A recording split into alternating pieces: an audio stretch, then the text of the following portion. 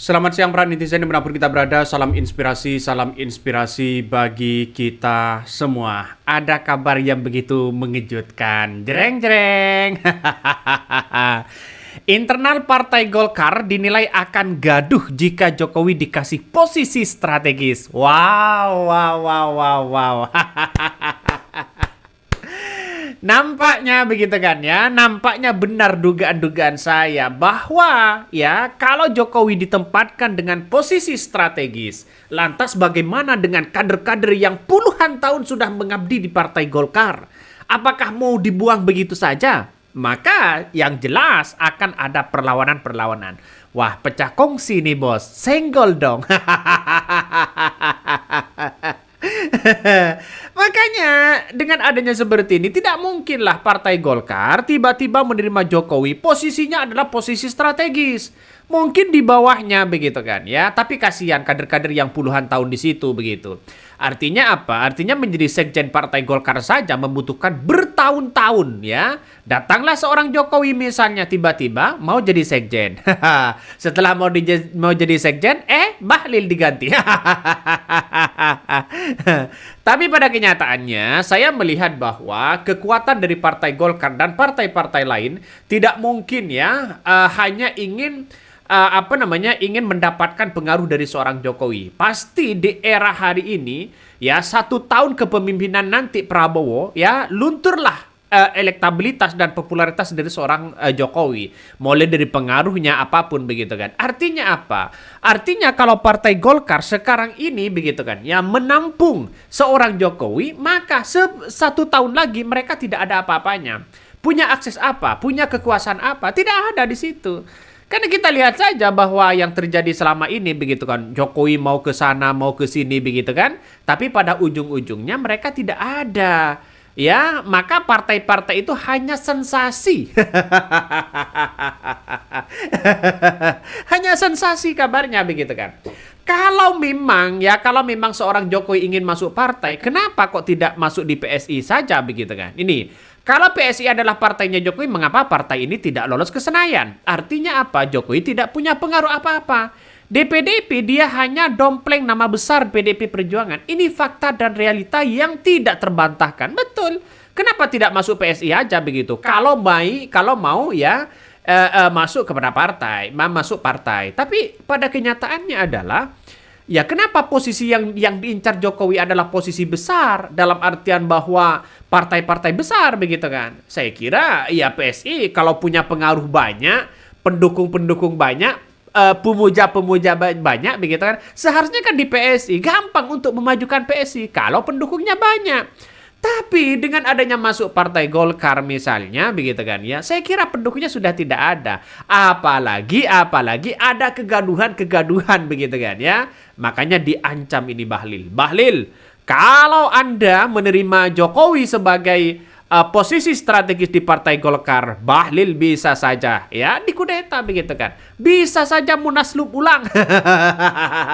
Karena menggunakan kekuasaan, menggunakan wewenang begitu dalam kekuasaan. Saya kira inilah yang akan terjadi nantinya begitu kan ya. Coba kita baca komentar-komentar dari netizen ya.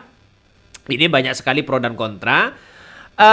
Terbukti hasil Pilpres dan Pilkada lebih kuat Jokowi di Jateng, Jatim ya, Jabar dan Banten. Wah, ini salah begitu kan ya. Salah kalau ada orang yang berkomentar bahwa kekuatan Jokowi di situ adalah di Jawa Tengah, Jawa Timur, Jawa Barat, ya, DKI Jakarta dan sebagainya. Jokowi itu sudah tidak ada pengaruhnya. Kenapa saya katakan seperti itu? Jokowi dianggap punya pengaruh karena ada peran partai Gerindra. Coba kita lihat saja ya di Jawa Tengah ya Gerindra mereka yang mengusung itu adalah Prabowo. Artinya apa? Artinya walaupun seorang Jokowi cawi-cawi di situ, tapi kekuatan dari partai Gerindra sehingga apa yang terjadi begitu kan? Ya peran dari seorang Jokowi itu kecil, bahkan tidak ada apa-apanya begitu kan? Di Jawa Tengah, terus kemudian di Jawa Barat. Jawa Barat Deddy Mulyadi sebagai kader, ya. Terus kemudian di Jawa Tengah Ahmad Lutfi diusung oleh kader oleh partai Gerindra begitu kan. Ini bukan bukan pengaruh dari seorang Jokowi. Jokowi walaupun tidak ikut-ikutan di situ ya pasti menang karena kekuatan partai Gerindra ya ada efek dari seorang Prabowo. Kan itu logikanya. Di Jawa betul, terus kemudian di Jatim misalnya begitu kan. Di Jatim Hovifah menang walaupun tidak didukung oleh Jokowi, mereka tetap menang begitu kan. Karena kekuatan sangat luar biasa. Coba kita lihat saja di di Banten misalnya. Di Banten. Ini kan ada peran dari Partai Gerindra yang punya kekuatan, bukan seorang Jokowinya.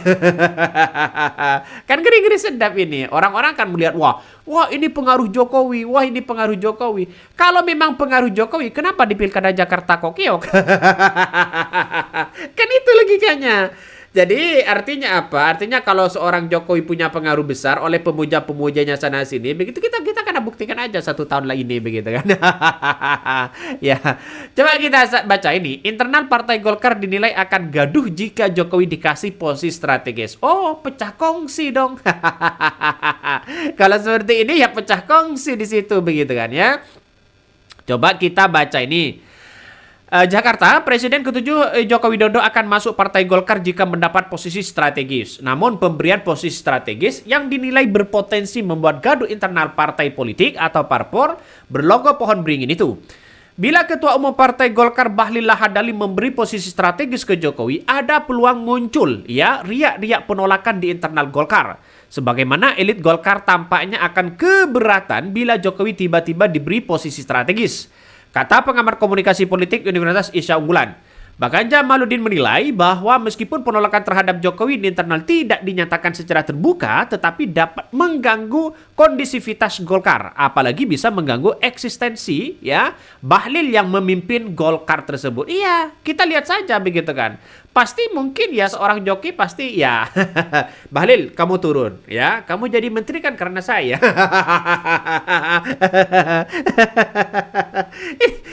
Inilah yang terjadi begitu kan. Makanya Bahlil tidak ingin posisinya itu diganti oleh Jokowi. Makanya dengan apa? Ya dengan ada riak-riak penolakan, ada sana sini begitu kan, untuk menunjukkan bahwa Partai Golkar jangan sampai memberikan posisi strategis. Setidaknya jangan memberikan posisi sekjen.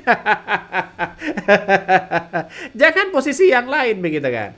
Makanya ya kalau mau kata PKS benar begitu kan secara logika, kalau mau masuk Partai Golkar ya mulai dari nol, mulai dari bawah, jadi kader di daerah, terus kemudian jadi pengurus di daerah. Setelah jadi pengurus di daerah ya bisa saja ke pusat begitu kan. Yang saya tahu ADART dari Partai Demokrat itu adalah harus menjadi pengurus di daerah terlebih dahulu sebelum berada di posisi pusat. Jadi saya kira apa yang terjadi selama ini begitu kan, nampaknya sekarang ini kita lihat saja bahwa Jokowi sudah diambang kebingungan begitu kan ya. Setelah resmi dipecat oleh PDIP, maka Jokowi kalang kabut sana sini. Ya mau cari panggung sana sini. Ya tidak laku lah begitu kan. Semakin hari semakin menunjukkan bahwa seorang Jokowi ini tidak punya arah untuk kendaraan politiknya. Siapa yang mau merangkul? Partai-partai lain saya kira hanya sensasi saja menawarkan Jokowi masuk ini, masuk itu begitu. Tapi pengaruh secara efek buat apa? Tidak ada efek sama sekali begitu. Makanya dengan adanya seperti ini ya partai-partai yang lain ketar-ketir dong begitu kan. Kalau Jokowi masuk partai si A, si B dan si C ya takut dikudeta. PDIP saja seperti itu kok begitu kan. Itu skala nasional loh begitu kan ya. Kalau Jokowi tetap posisi di PDIP, bisa saja PDIP diganti oleh Jokowi. Untunglah dipecat ya, untunglah ketahuan dipecat. Karena apa? Karena menggunakan kekuasaan. Bagaimana hukum dipreteli sana sini begitu kan? Itu cerita Hasto loh. Ngeri-ngeri sedap kan? Jadi saya kira bahwa nggak usahlah sana sini begitu kan ya. Kita lihat saja bahwa ke depan apakah Jokowi tetap eksis atau tidak. Mungkin itu yang kami sampaikan ya, tonton terus channel Hodari Podcast Rakyat ini, jangan lupa di subscribe.